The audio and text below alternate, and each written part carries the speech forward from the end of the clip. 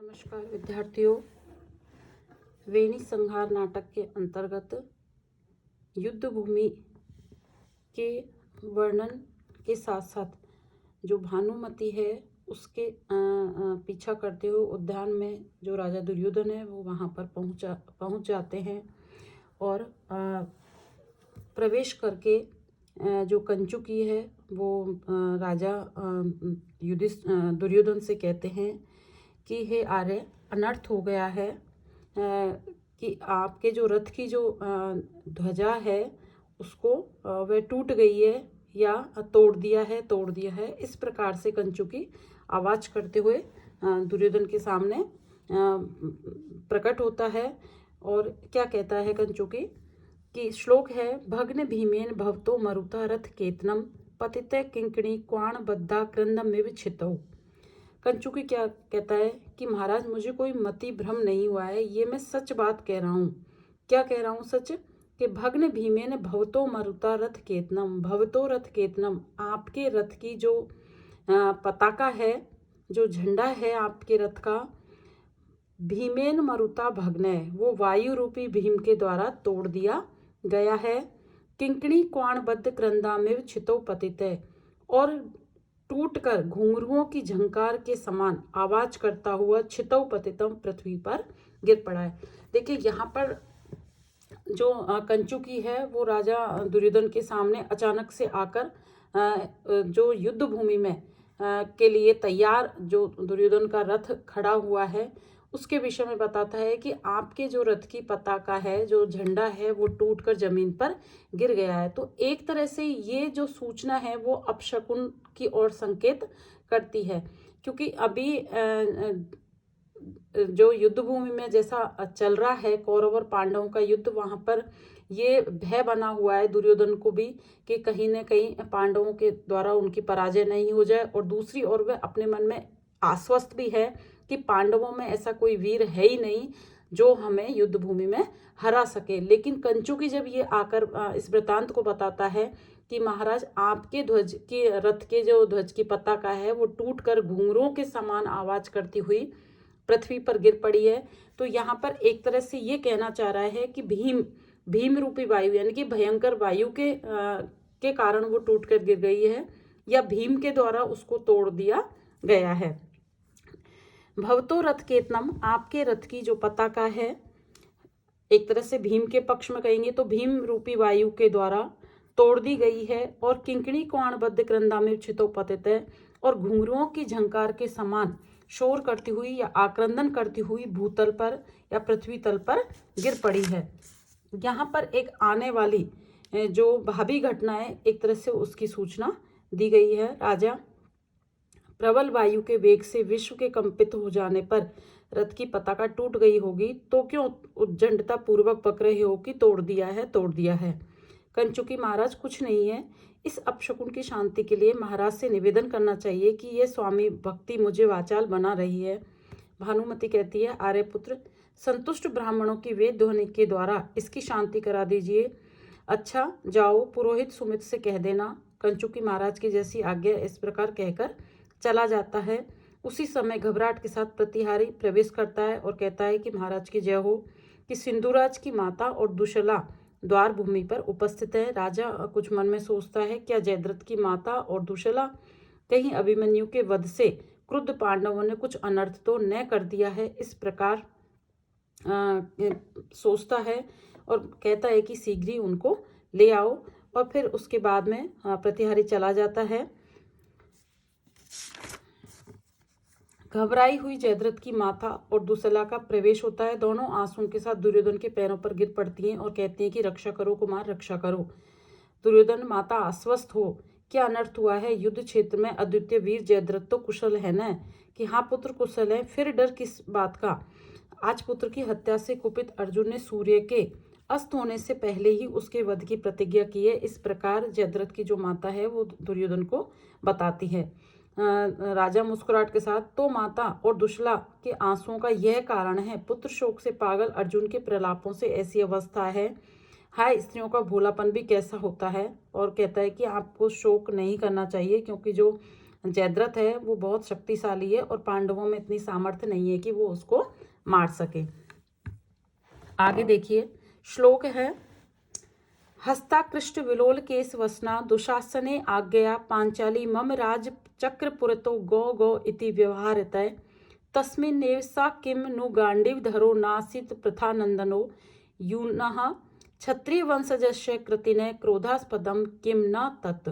देखिए कैसे आश्वासन देता है दुर्योधन दुशला को, जो जयद्रथ की माता हैं और उनकी जो पत्नी है उनको क्या कहते हैं, मम आज्ञा दुशासन, कि मेरी आज्ञा से दुशासन के हाथों से हस्तकृष्ट विलोल केश वसना पांचाली, मेरी आज्ञा से दुशासन के हाथों के द्वारा जिसके वस्त्र और केश खींच लिए गए हैं, ऐसी पांचाली राजचक्र पुरतो राजसभा में सभी के सामने गौ गौ इति व्यवहारत है, कि मैं गाय हूँ इस प्रकार से पुकारा गया। तस्मिन ने उस समय भी सा किमनो गांडीव धरो प्रथानंदनो नासी, क्या वह गांडीव धनुष को धारण करने वाला प्रथानंदनो कुंती पुत्र अर्जुन वहां सभा में नहीं था।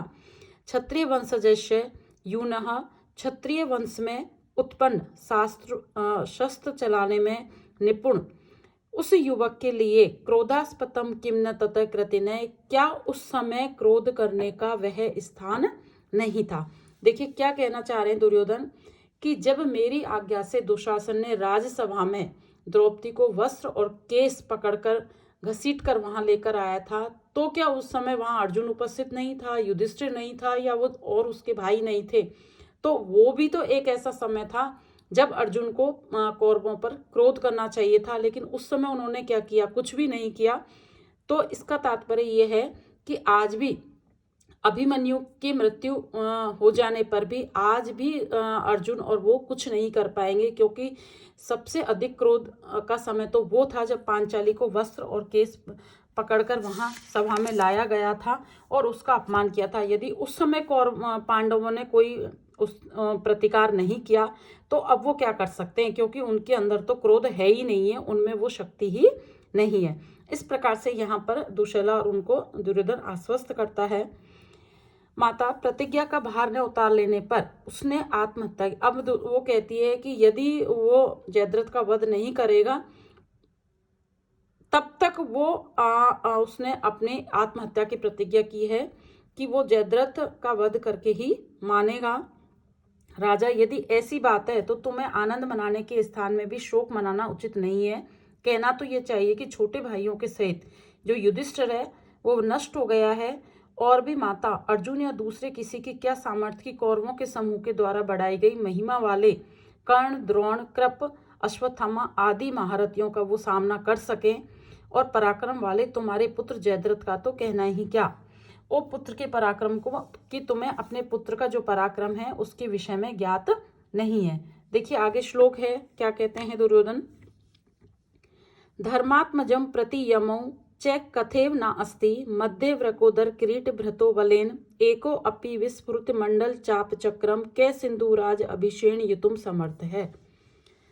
धर्मात्मजय, धर्म का पालन करने वाले धर्मराज युधिष्ठिर, यमौ और माद्रीपुत्र नकुल और सहदेव, च कथेव नास्ति, उनके विषय में तो कुछ कहना ही नहीं है। कि धर्मराज युधिष्ठिर तथा माद्रीपुत्र नकुल और सहदेव के विषय में तो कुछ कहना ही नहीं है।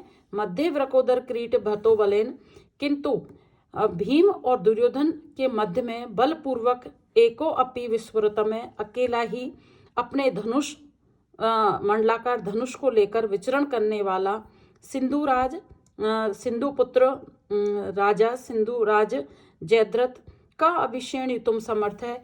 ऐसे बलशाली जयद्रथ का कौन सामना करने में समर्थ है। यहाँ पर दुर्योधन जयद्रथ की माता को आश्वस्त करते हैं कि मैं धर्मराज युधिष्ठिर और नकुल सहदेव के विषय में तो कुछ कहूंगा ही नहीं, क्योंकि उनमें इतनी सामर्थ्य नहीं है कि वो जयद्रथ का सामना कर सके, और जयद्रथ में इतना पराक्रम है कि वो अकेला ही अपने मंडलाकर धनुष बाण को लेकर के भीम और अर्जुन के बीच में विचरण कर सकता है, उनका सामना कर सकता है, और शायद पांडवों में कोई भी इतना बलशाली नहीं है जो सिंधुराज उस जयद्रथ का युद्ध भूमि में सामना करने में समर्थ हो। एक तरह से यहाँ भाव यह है कि पांडव में ऐसा कोई वीर नहीं है जो तुम्हारे पुत्र का वहां पर युद्ध भूमि में सामना कर सके और उसका वध कर सके। भानुमति कहती है कि आर्यपुत्र, यद्यपि ऐसी ही बात है, फिर भी जो पांडवों ने प्रतिज्ञा की है उस प्रतिज्ञा के कारण इनको इतना भय हो रहा है। माता ठीक है, भानुमति ने ठीक ही बात कही है राजा, कि मुझे दुर्योधन के लिए भी पांडव भय के कारण हो सकता है, कि हो सकता है जो पांडव है वो भय का कारण हो, लेकिन फिर भी आपका जो पुत्र है वो शक्तिशाली है और उसका पांडव सामना नहीं कर सकते। और देखिए क्या कहते हैं, और पांडवों के प्रभाव को जानने वाली भानुमति, तू भी ऐसी आशंका कैसे कर रही है। यहाँ पर दुर्योधन अपनी पत्नी को कहते हैं कि तुम्हें तो कम से कम पांडवों से भयभीत नहीं होना चाहिए। दुशासनस्य हृदयच्छत जाम्बुपाने दुर्योधनस्य च यथा गदयो उरुभंगे तेजस्विना समरमूर्धनि पांडवानाम गेया जयद्रथ वधे अपि तथा प्रतिज्ञा। देखिए क्या है श्लोक में,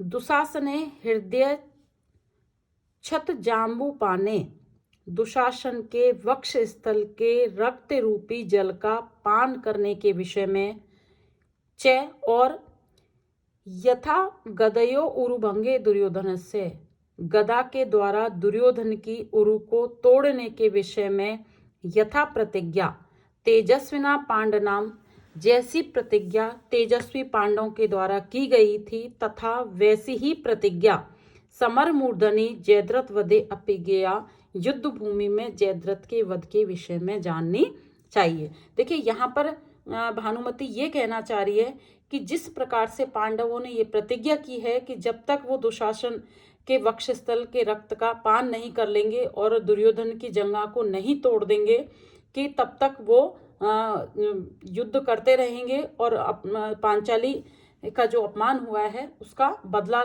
लेकर रहेंगे।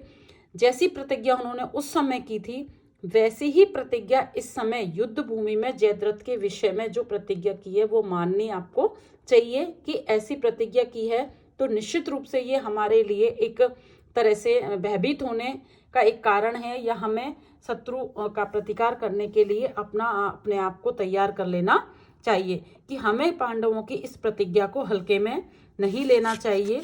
ये प्रतिज्ञा उतनी ही कठोर है जितनी कठोर उन्होंने दुशासन के वक्षस्थल का पान करने की कर रखी है और दुर्योधन की जंगा को तोड़ने की प्रतिज्ञा कर रखी है।